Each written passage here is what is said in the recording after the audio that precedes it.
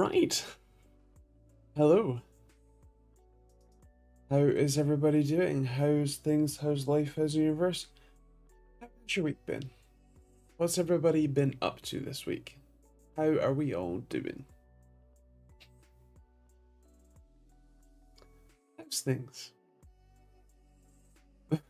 Twitch is telling me that I can subscribe to earn drops. Whatever those are. Can you tell that I don't use Twitch much? I'm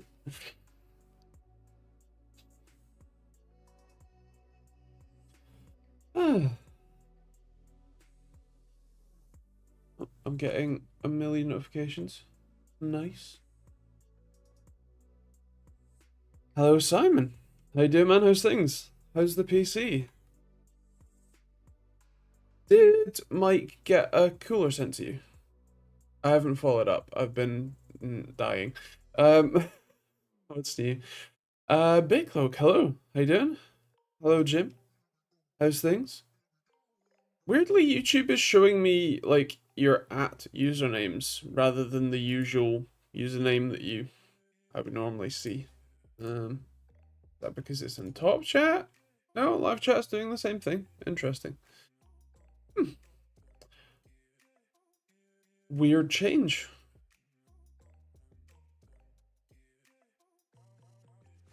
So far, so good. Awesome. Haven't received one yet. Okay. Please remind me to follow up, and I will chase him on it. Interesting times. What specifically? Because there's a lot. Hello, Tammy. How you doing? How's things? Hello, EVL. Unfortunately, YouTube has decided to change all the usernames to your username. So, if your username is different to your regular, like what would show up username, I might not recognize you. So please, reintroduce yourselves. Mr. Hacker 9999999, I happen to know is Luca, also because I recognize that image. So hello Luca, how you doing? Again, don't know why it's now, these and not your like display names. That feels like a more sensible thing to do, but whatever. I was referring to the @username things. Right, yes. Interesting indeed. Be right. I know that one. How you doing, man? How's things? Gosh, this is my username for when I was 9, 10 years old. Nice. I figured as much. Yeah. Strange change for YouTube. It is. That's not a setting that I believe I have access to. Like there's no settings in the stream thing. Is it? Yeah, no. There were no options for chat. I think there's like general options for chat, isn't there? Oh god, somewhere. I don't know.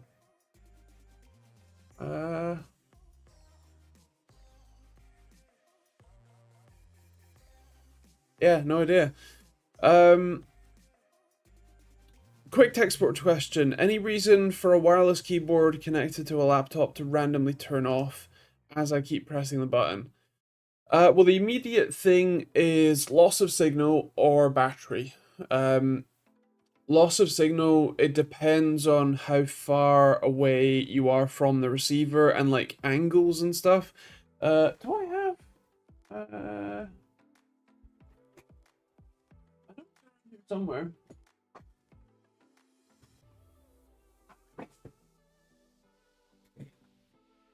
I have a lot of crap on the floor, because that's where I know where the stuff is and it's useful and it's within arm's reach, but it also means that there's a lot of crap on the floor and I don't have much floor space.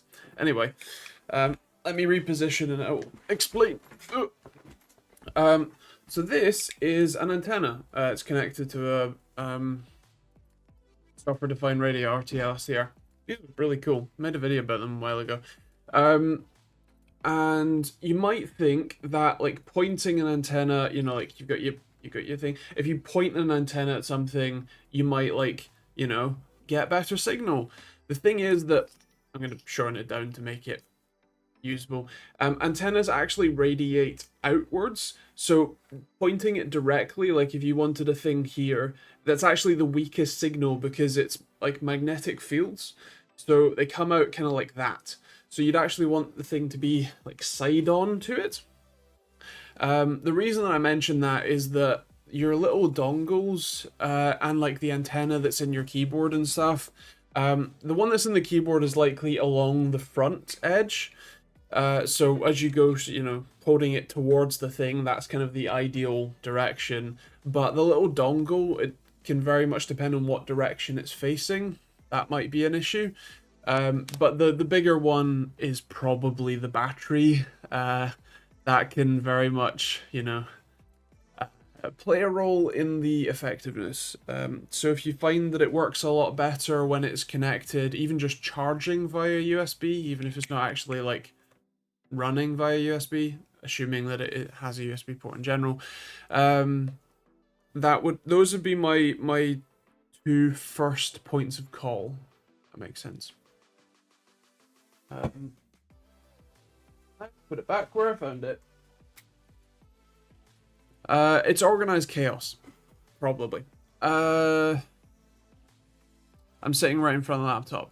So yeah, check the battery. I suspect Windows/USB going into a low power state.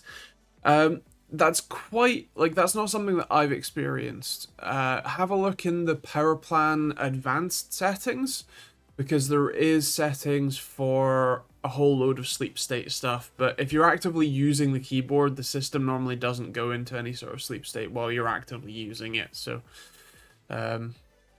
yeah, if you're talking about like when you first press a key and then it takes a second to sort of wake up and then you can type again, that's obviously just like the keyboard or whatever. But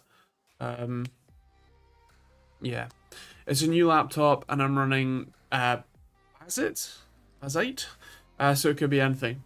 Fair enough. Where are we at? Do we have anything planned today? Not specifically, no. Because this is mostly just a hangout and chat. If you have any questions or stuff you want to talk about tech-wise, feel free. Or car-wise, actually. My name is reminiscent of the 90s arcade games where high score names were 3 letters. Nice. The update has fixed my hidden chat on iOS now, though. Nice. And hello, Simon. How you doing, man? How's things? Hello, Richard. How you doing as well?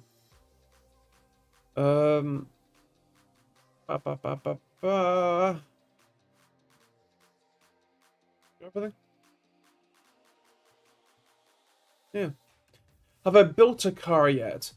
It depends what you mean by built a car. Probably not.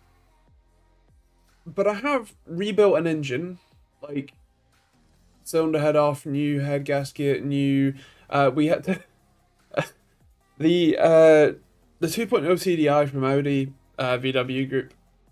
The tensioner pulley for the timing belt uses a threaded stud into the aluminium head, and those threads are tiny and really weak, and when you try and like, you know, torque it to spec, you can often pull the threads out of the aluminium head, so you have to use a helicoil to fix it, which is great. So we did that, we fixed it, we put a replacement head on it because the belt had snapped. We bought it for like 500 quid as a, you know, parts car, spare, broken car. Put a new used head on it, new head gasket. You know, done the head bolt torquing sequence stuff. Hooked it all back up, got it to fire once, and then would never fire again. Probably because we didn't have sufficient diagnostics, and it just wouldn't play ball. Sometimes there can be some dumb stuff, like the crank is 360 degrees out, which doesn't make much sense, but because the cams turn twice for every one crank rotation, and you can freak out about that. I don't know. But it was definitely the ECU pulling fuel, which was a problem. So in the answer to have I built a car, no, but I guess I've gotten close in rebuilding it. Like we took the entire front end off to be able to get the car. So a lot of it. I've swapped an entire interior of my wife's Audi A3 now. Uh, did that on a weekend. That was fun. Um, yeah. Did I go to DEF CON this year? I'm afraid not. In fact, I've never been to DEF CON. Living in the UK, DEF CON is quite far away, and my mixture of disabilities and financial state means that I don't really get out much. I was gonna say something. Oh yeah, you know the laptop I was showing off last week, the Acer Swift Go 14 AI. There's too many steps in that. Um, the Qualcomm, like the ARM laptop, like Windows for ARM. I finished the video on that. That'll be out next week, I think, maybe. Um, it's pretty interesting actually, especially because Windows for ARM is really Windows for Snapdragon. The biggest thing that they've added in Windows for ARM, I think it was 22H4, the version, was Prism, which is Microsoft's version of Rosetta, which is Apple's compatibility layer, their emulation sort of layer, that means that you can run x86 code on an ARM chip. Except Prism is specifically designed for Qualcomm Snapdragon X chips. Did I say something other than 24H2? Because that's the one that I meant. Did I say like 22H4 or something? I blame it on the dyslexia. Um, yeah, I did actually install 25H2 as well, which actually increased the performance a decent bit, which was sweet. Uh, but yeah, Prism is the emulation layer that means that any program asterisk can run on that laptop without having to be recompiled. So my own software, which obviously is not written for ARM, runs on that just fine, which is pretty cool. Um, Even DirectX code run like my DirectX code runs fine. It runs slow, so my DirectX code has to be limited to 1000 FPS, but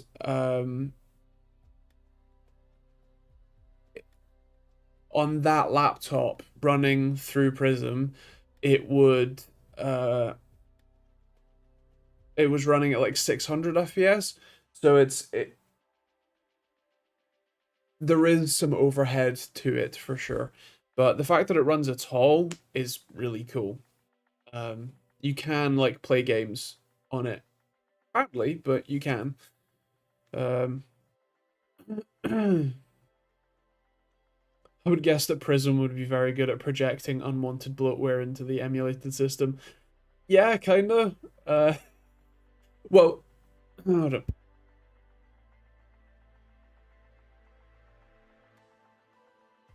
Um, so Prism only runs user mode code. It doesn't run kernel level stuff. It won't run drivers.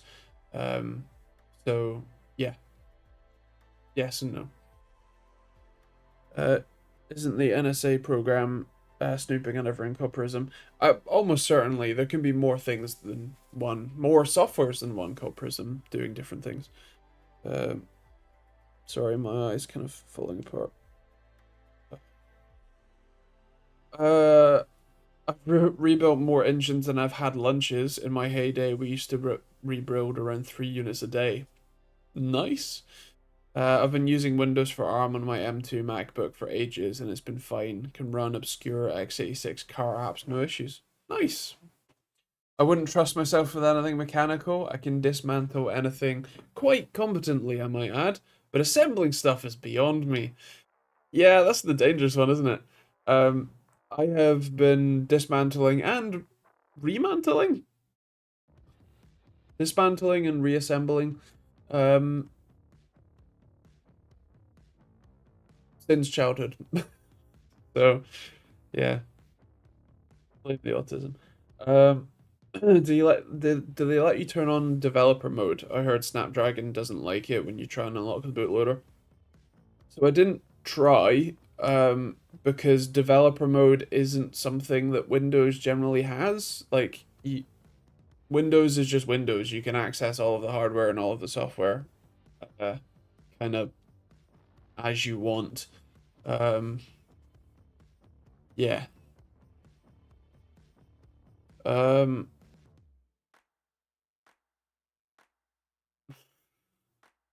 uh, I run Windows 11 ARM on my M3 Pro with zero issues. It's pretty good with parallels. It doesn't feel like it's a VM. Nice. What software do you use in general for editing videos? So I use Premiere and After Effects and Media Encoder. Um, but if you were getting into doing video editing, I would use DaVinci Resolve. I'm quite far down the rabbit hole, and the problem is once you've started like using it, especially professionally, like I use it to pay for this house, you know? Um, you kind of like I don't have the time to learn how to use Resolve. I would love to, but first of all, Resolve won't run on my PC most of the time. It gets stuck on the installer with some of the like AI crap. Um, like physically won't open. I think I got past that and I tried to edit one video and I wanted to do one little effect because Resolve does both like NLE nonlinear editing. So you can, chop up the video and you can move stuff around. You can add extra bits of video on top and layer and all that sort of stuff. Um, but it also does all the stuff that After Effects does with compositing and like 3D effects and text tracking and all that sort of stuff.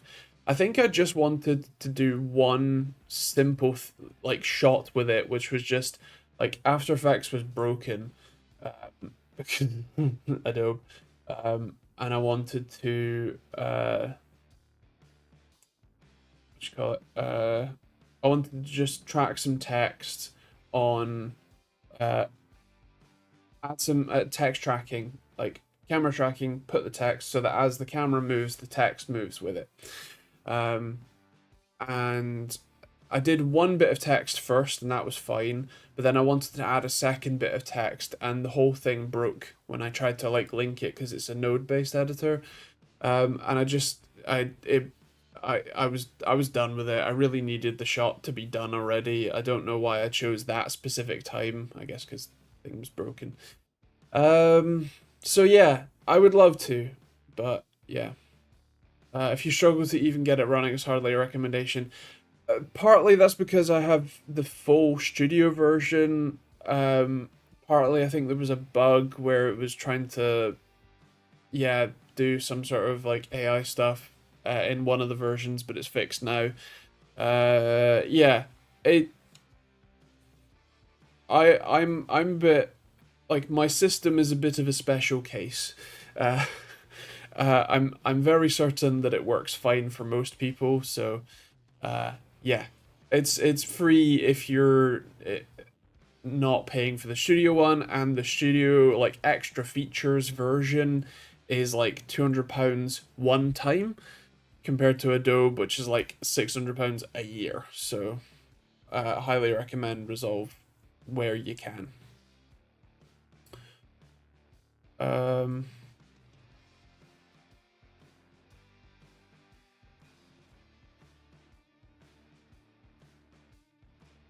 you have ADHD, would you use something like an angle grinder? I have ADHD and I'm not sure I would risk it. I'm very easily distracted. Well, the thing is, yes, I do, and yes, I have. In fact, I have an angle grinder and have used it many times, and I still have all of my fingers currently. Um, I am very good at hyperfocusing. So when using an angle grinder, when there's like a level of danger involved, I am very focused, overly focused on the task at hand. My version of ADHD is less like losing focus on stuff and more executive dysfunction. So that's when you desperately want to be doing something, but your brain will not let you. It's a horrible feeling. I experience it an awful lot. And yeah, profit. I do forget what I'm saying mid-sentence, though. That's the forgetful part. And the distracted part. I studied Premiere Pro in college, but use Resolve now. Nice. I've not done much with it yet, but Parallels on an M4 MacBook Pro makes a very nice Linux desktop environment for ARM. Nice. I just know how to use Clipchamp and Sony Vegas. Fair enough. Hello, Ish. How you doing? How am I? Bad. I think I have another stomach ulcer. It's sort of coming. The pain and discomfort is coming and going, so I guess that's something. And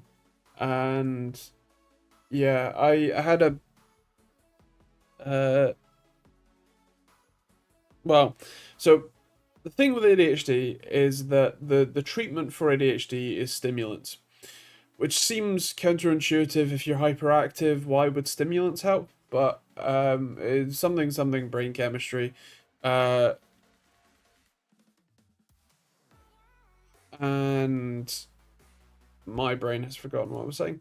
I remember I said something brain chemistry, so that's something. But so stuff like caffeine and the prescription version is lisdexamfetamine, as in methamphetamines, except it's just dexamphetamines. Anyway, stimulants help like calm you down, which is a weird thing to say. But anyway, I took a very strong coffee earlier, which helped me calm, but also gave me a sugar high because I hate the taste of coffee, so I load it up with a whole bunch of like drinking chocolate and sugar and milk. And I got a whole load of stuff done, and it's amazing. I finally, so for those who don't know, I built my PC into my desk. I got a custom piece of glass made from the local like glass factory. I built a box to put the system in, and then it's basically like hung in the corner of my corner desk. Works great. I'm perfectly happy with it. However, the I've had a front panel I/O like block from an old case just like wedged under the glass, so that the glass has been like stuck up for probably years now, and I've been meaning to install it like into the desk facing upright. So I finally did that today, especially because I got a router to recently, like a hand palm router. Let me see.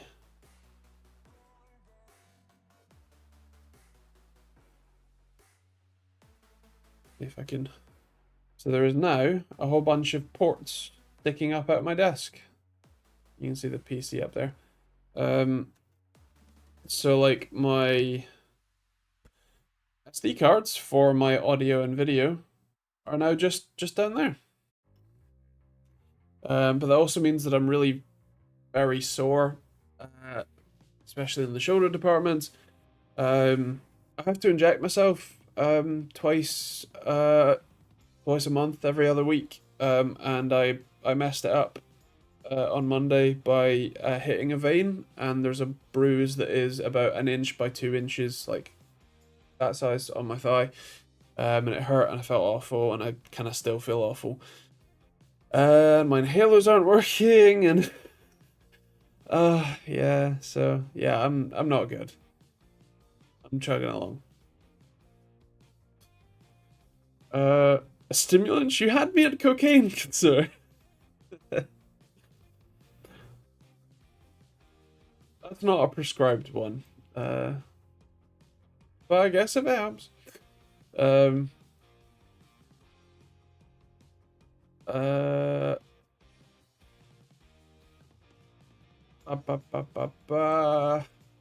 did I miss?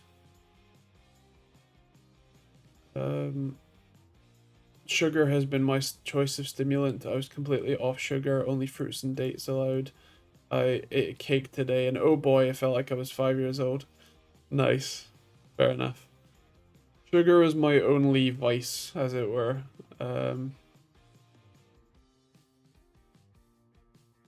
The ADHD drugs, not a good buzz at all. At least I didn't enjoy taking them. No, well, the funny thing is that for regular people, non-neurodiverse people, stimulants, are stimulating. You get buzzed off of them. You get high. For people with ADHD in specific, stimulants calm you down. Stimulants allow you to focus. And what's funny is that, the people who say, oh, like, I can't believe we're giving these, addictive drugs to children. ADHD people very regularly forget to take their stimulant medication.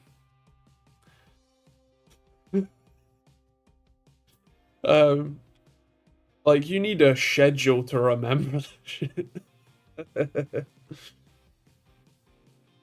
Yeah. No, I wouldn't say that I enjoyed taking the ADHD meds. I greatly benefited from taking them until my heart, like, stopped working.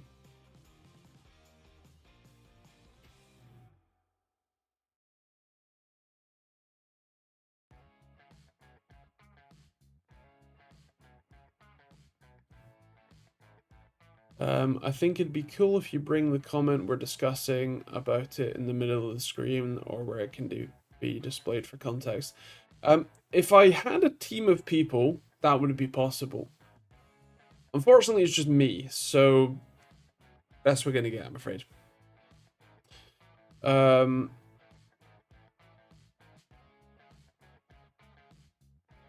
Stream is lagging, which is surprising. I'm in America. Fair. I'm in the UK. This stream has to travel across the ocean to get to you, and then YouTube's data centers have to buffer it, so. My psych had me on, what you call it, Concerta in the day and Ambien at night. Fair enough. Concerta is, what you call it, methylphenidate? Is that right? Concerta XL, yeah. Concerta XL is methylphenidate, and then Elvance is Adderall. Yeah.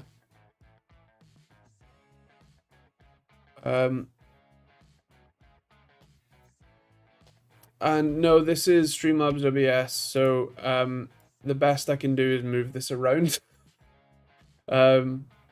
But clicking on it unfortunately does nothing. It's quite likely that those other YouTubers have plugins or like title cards and stuff that will help with that. This is very much an informal chat once a week, so I have not exactly invested a whole load of time and effort and money into plugins and packs and stuff. Do I take any supplements for the ADHD? I do not. I occasionally take calcium supplements because I'm often given prednisolone steroids, like anti-inflammatory steroids, which saps the calcium from your bones.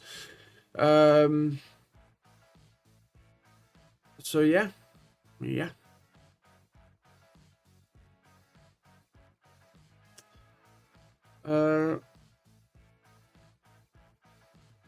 No, the thing that I do for the ADHD most is be self-employed, and try and work with it instead of fighting against it.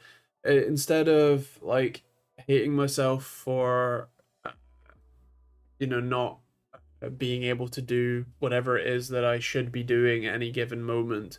The ability to sort of switch tact between I don't know, doing a bit of like development on a tool, or start writing a script, or go and film a product, or even just take a little break, can be enough that I can help move myself along rather than just getting stuck on not being able to do whatever thing it is that I'm meant to do. ADHD is any superpower. I mean, yes and no. It means that I get an awful lot of stuff done. The autism side of things means that I have a lot of like knowledge and specialty in the areas that I'm interested in, which I think is kind of what like allows me to be, you know, build tools and stuff. But yeah, it's all a mix. That's a problem for me. I have 20 projects going at the same time with no closure in any one project. I know the feeling, because I am similar. I have, through practice and many years, generally gotten better at actually finishing stuff. I'm getting a little better at trying to just like do one thing at a time and complete one thing at a time. But yeah, no, I have like 20 projects going on too that aren't finished. Yeah. Uh,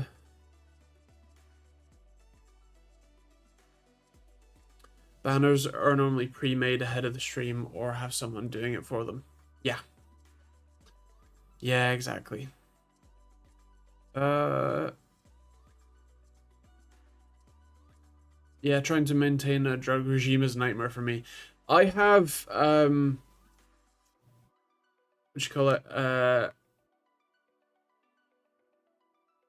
Come on, brain. I describe myself as being completely unable to form habits, but be able to uh form routines.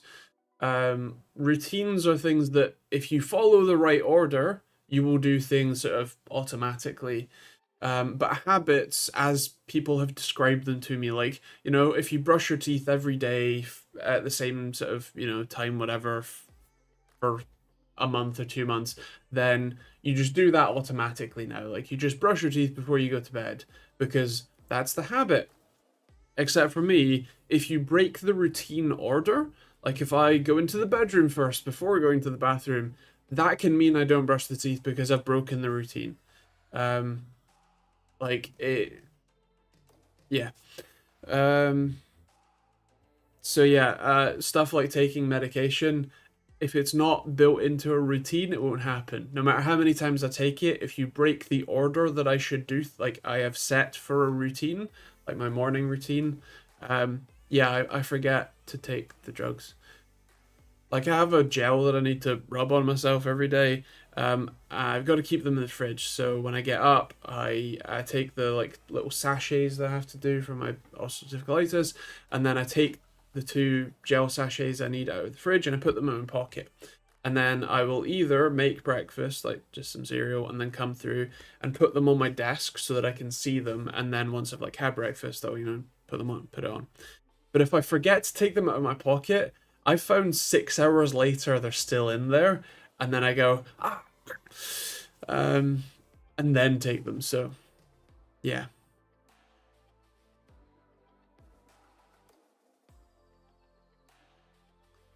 um, I have whatever the opposite of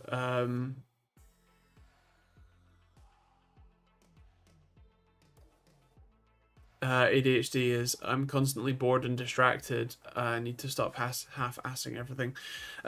So here's the thing. ADHD is actually two parts. There is the hyperactive and inattentive parts.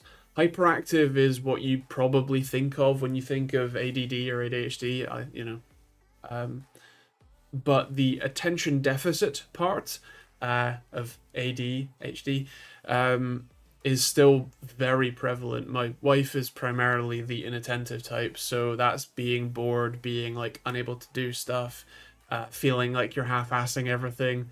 Uh, yeah. Whereas I have both, primarily the hyperactive, but also inattentive. Um, so yeah, it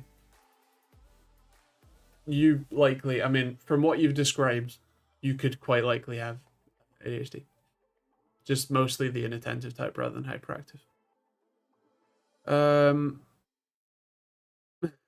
I have many projects in the go, but not enough enthusiasm for any of them. The enthusiasm waxes and wanes.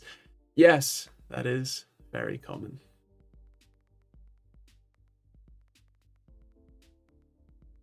Being told that YouTube, I assume, received a DDoS attack. Maybe that's an issue for latency. Wouldn't be surprising. But I don't know much about that one, I'm afraid. In regard to banners, like they said, what we're talking about, Lawrence Systems Live has a good example where he would have a selected comment on his lives. Yeah, like I said, that's likely a plugin or, you know, someone helping to create or show that or let him click on it. That's not something I have access to.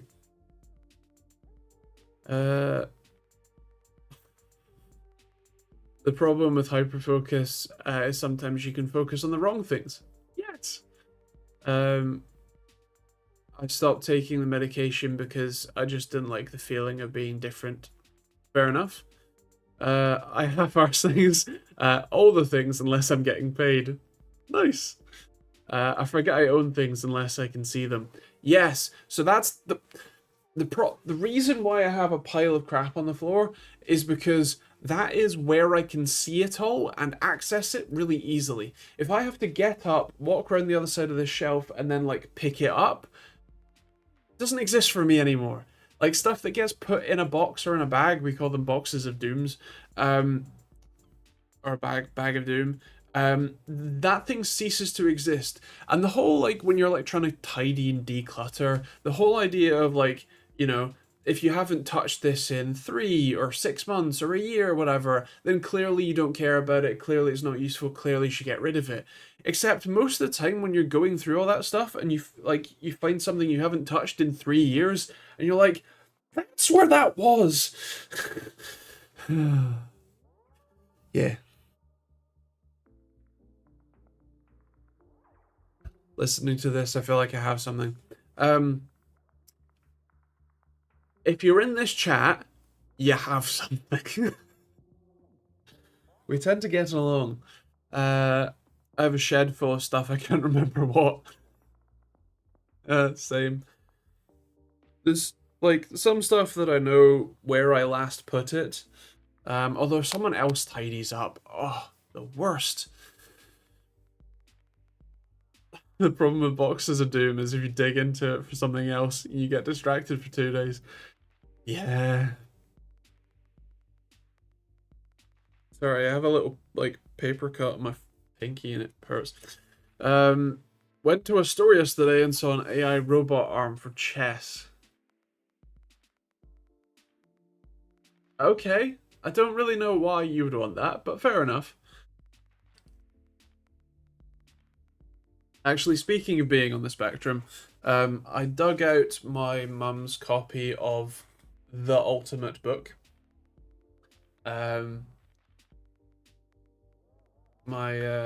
It's even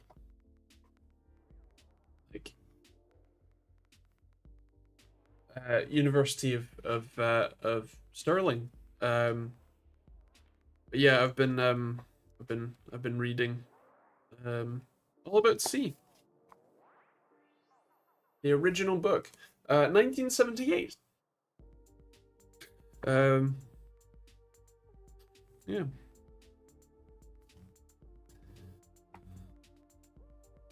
I actually have another one as well. It's a little yellow book. I can't remember.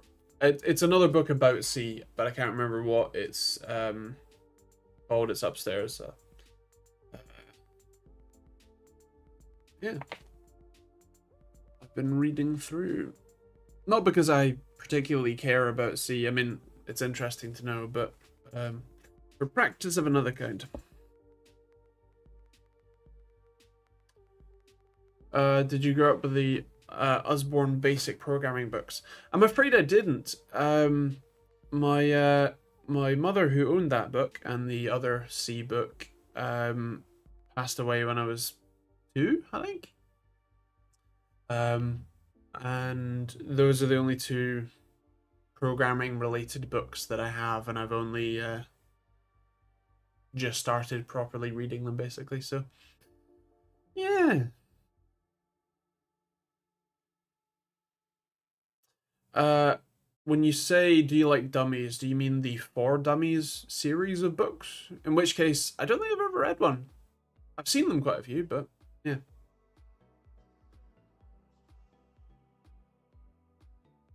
Yeah, I mean, I have I think briefly flicked through a couple different ones in various shops and things. I've never actually read any of them, but I'm all for dissemination of knowledge. So if they are helpful in that endeavor for you, yeah. I don't know what what edition this one is. Uh, it is really like the pages are sort of coming out, and I'm being very careful with it. Uh, Anybody know where it actually says what edition it is? Uh, da, da, da, da.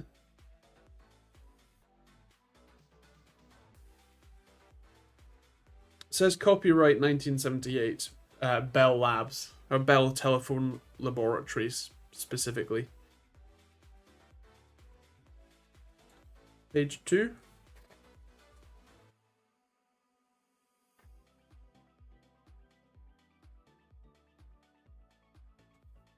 Um,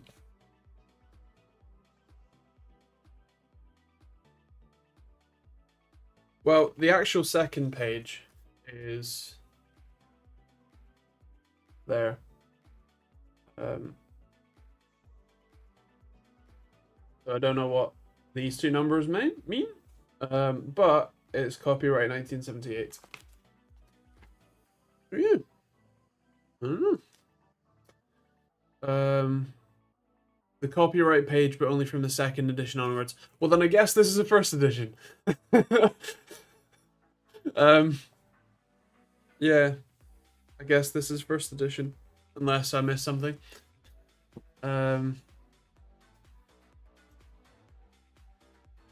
I hate reading and books in general. I learn by doing. Sometimes it's good, sometimes not so much. Plus, I have to buy the thing I want to learn how to use. So I am almost exactly the same. I am reading this not necessarily exclusively for the knowledge, but for different reasons. Um, but I tend to find that I won't learn anything until I have a reason to learn it. Just learning for the sake of learning it just doesn't work for my, I guess, ADHD brain. Um, I need a project or a reason. So, like, I learned circuit board design because I was building the original OSRTT, and I needed this to be on a circuit board. So I learned how to do that. And then when this wasn't good enough, I learned how to um, design much better circuits and put the microcontroller on the board itself and that sort of stuff. Um, so yeah.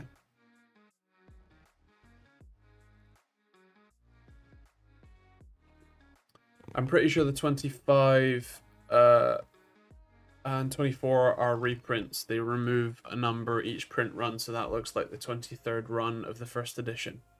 Well, there you go. I have one of the books from the 23rd run of the first edition. I've been doing PCB design for 35 years. Nice.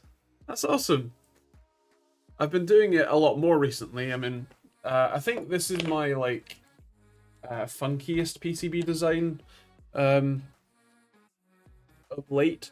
So we have the SAMD 21 microcontroller, a load cell, HX711 load cell, flash, NOR flash, a couple of LEDs, the LDO, and then a stepper motor controller, and a 24 volt regulator with a nice big capacitor for the motor, and then some limit switches on the like ears of the PCB for this little arm to come along and hit. So yeah, this is my like funkiest PCB design so far. I'll go back in. Although I have designed far too many versions of PCBs and stuff. What CAD software I'm using? So I use Easy EDA because it integrates well with JLC, and I just didn't really get along with KiCad. I know that it's open source and great, and I'd love it. I just didn't get along with it, and having the parts library built into Easy EDA made it very easy to use, which is kind of the point, I suppose. And I am now sponsored by JLC, sort of in general. So fair warning. But yeah, so then, yeah, I generally use black solder mask where I can. This is a version 1 of a very similar PCB for various stuff.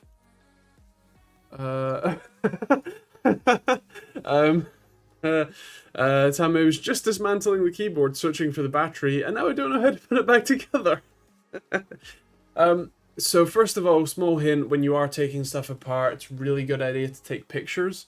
It's also a good idea to place, for example, when you take screws out of stuff, place them out of the way, but in the order that they came out, because they can often be different sizes or threads or lengths. So for example, I use my iFixit kit when dismantling laptops, and so I'll take the lid of the screwdriver set upside down, and then put each screw that I take out in like one of the little grid patterns in the lid, so that when I then go to put it back together, I can just take from the same order and put them all back in the exact same place that they came out from. So yeah, recommend that if you can.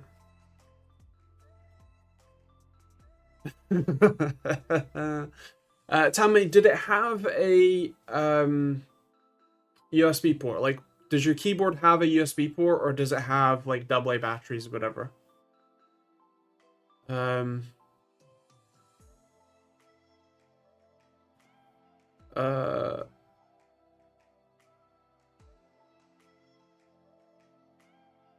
USB port. Right, so if you plug, like, once you've got it back together, if you plug it in,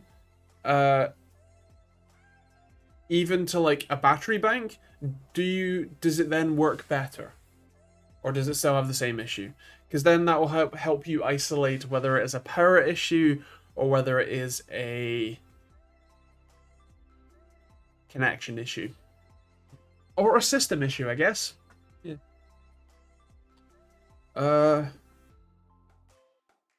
I do enjoy iFixit guides, yes. They're very handy. When you can find one for your device. That was available. YouTube is definitely my preferred kind of library. I generally agree, especially for car stuff. My fuel filler cap locking solenoid failed on the Audi A4 in particular. The fuel filler flap is locked. When you lock the car, there's basically a little like a pin that twists as you go down, so it sort of holds the flap locked, and then when you unlock it and you click it in, it then twists out as it pushes, and then the little tab sort of releases and you can open the flap. The thing is that there's a little locking actuator that locks that pin in place so you can't click it open. And on mine, it will go in, so it will lock, but it won't unlock. Luckily, there is a little release tab you can pull to, unlock it, but I need to replace the actuator. Now, I went and picked up a new actuator from Audi, because they were the cheapest, weirdly, and quickest. So I have the new actuator, like the locking actuator, but I need to actually replace it, which means that I need to pop the fuel filler cap door thing off. One screw on the front, and then the thing will come off, disconnect the wiring harness, and then I can put the new one on, feed the magic release cable back through, and then push it, like click it back in. But the way that I know how to do that is because I watched a YouTube video on it, and I'm gonna watch that video a couple more times before actually attempting it, so that I know what I'm doing. Yeah. I repaired a dishwasher, and my mother walked by and said, "I'm done fixing it." And she said, "Why are there 2 screws on the floor?" Well, see, Mum, how over-engineered this thing is. Yeah, yeah. You're making it more efficient. Yeah, weight savings if it's a car. Yeah. Uh, um,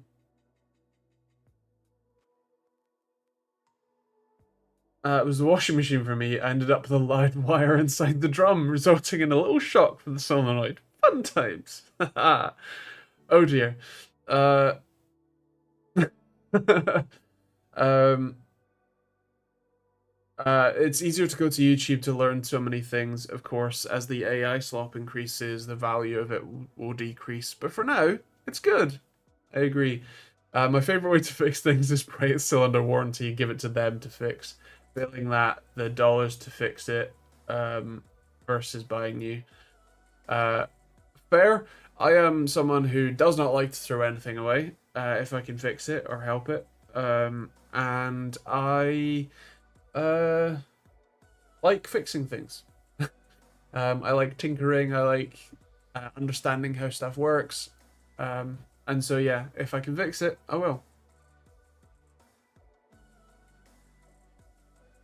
I enjoy fixing things. So even if it is under warranty, I mean, if it's under warranty, it depends on how broken it is. If it's something minor that I know I can fix, and like it it will hurt me more to interact with customer service to get it fixed than it would to just fix it, I'll fix it.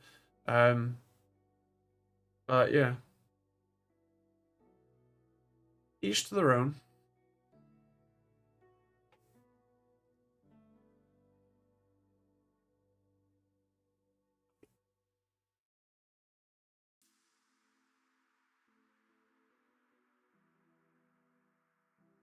Uh, I also like tinkering it and opening stuff up. Doesn't mean that it works after or before, but I still like to get stuck in. But if it's broke, then I might fix it. Exactly. I occasionally break things quite badly after trying to fix them, which really annoys me. Uh, I have a Valve Index controller in a bag down there, um, still in parts because the joystick started to drift. So I bought new joysticks. Right.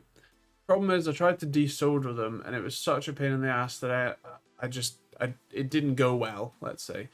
Um, and I ended up losing a tiny little flap on one of the it's called an FCB, FPC flexible printed circuit board, um, like connector lock, so that the some of the buttons didn't work anymore, and so I need to try and work out what FPC like header that is, so that I can order one and take the little locking tab off of it to put on that one so that I can put it back together. But now, like, I bought a replacement index controller and I've just not bothered yet. Ooh, yeah. Um, I also like slightly burned one of the button, like the plastic on one of the buttons, because I didn't have capped on tape at that point. Yeah. Professional amplifiers, microphone systems, LED screen controllers. These are things I do not like fixing. Even if you're getting paid? It's on the list. Yes. God, that list is 7 miles long. Even in like 0.8 font. Actually, my one of my rear brake disc like dust shields has like rotted away, like rusted away at the bottom edge and was like flapping and like making a noise. Um and I have a new one and it's in my boot. I just need to take the wheel off, like jack the car up, take the wheel off, take the brake assembly off, take the the disc off, and then put like 3 bolts to put the new one on. But I've just not really had a need to, because it's not banging anymore, because I bent it back out of the way. Oh, I can't pay myself, unfortunately. Fair. I'm at the same point for reporting something, but it comes a time when costs, age parts availability becomes an issue, i.e. 15 old trimmer parts, 250 or 400 for a new one. So next fall, next to fail what's worn out. Fair enough. Hoarding stuff just in case I need to harvest it. My brain works perfectly when I'm repairing a motherboard or flashing a BIOS chip to remove BitLocker, but for anything other than computers, I'm stupid. Nice. I also hoard stuff because it might be useful later, even if it doesn't necessarily work in its standard form. Oh, yeah. That's also why I have so much crap in here. Yeah. It's a problem. Or is it though? Is it really? Maybe.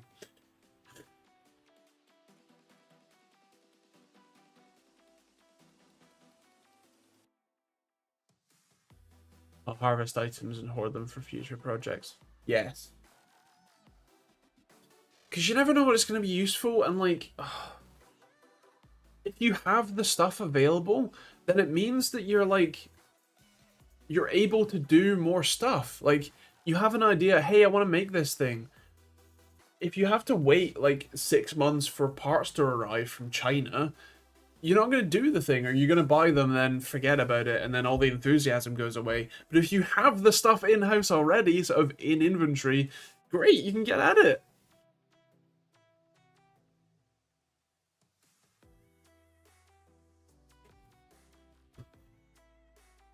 But when tinkering or fixing something, then cost becomes negative because the time spent is more rewarding than the job stuff you're paid for. Is half of our units are full of hoarding because my wonderful dad also won't sell or throw anything away. Yeah. I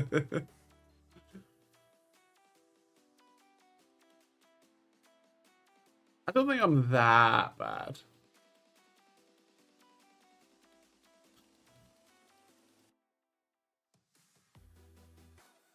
Oh dear.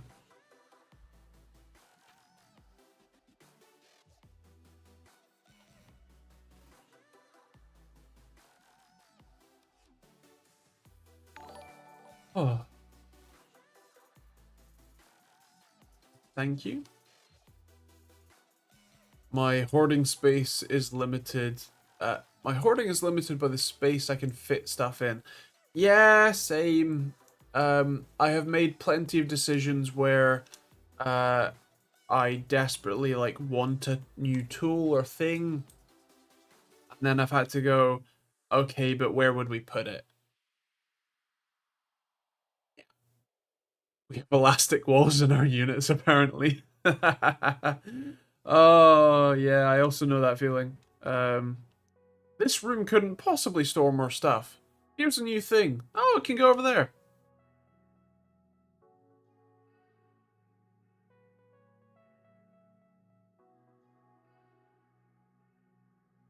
I may or may not have all the boxes from my computers, their components, my monitors, etc.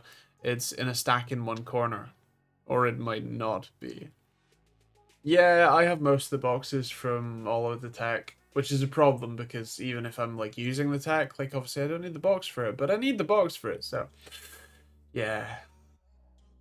Actually, Simon, British Simon, I have all the boxes for your now PC. I included everything in the box, but what I might do is like take pictures of like all of the serial numbers or whatever, and I'll like send you a folder of them or something, just so that you have them. But otherwise, I'm gonna get rid of the boxes now. Okay, thank you. Bye. Um, Simon the Brit, indeed. Simon the PC giveaway winner. Giveaway PC winner. Yeah. Um. Yeah, I hope you found them, but I included all of the accessories from every box in the like power supply basement, like the power cable, all of the accessories for the case and the cooler and the motherboard. The motherboard really didn't come with much except a couple of Wi-Fi aerials, or antennas. That was about it. Um, Maybe a couple SATA cables or something. Anyway, I included everything in the power supply basement. So if you haven't found that already, check that out. Although I'm sure you have. It'd be rattling around. Found them all nice. Um, I have all the boxes. I moved around a lot as a kid, so I still live out of boxes. Fair enough. I'm fortunate to have been stable in this one place for almost a decade now. It's a decade next year. Oh God, it's a decade next year. Yeah, well, at least we own the place now. Anyway, I think that's about it for this week.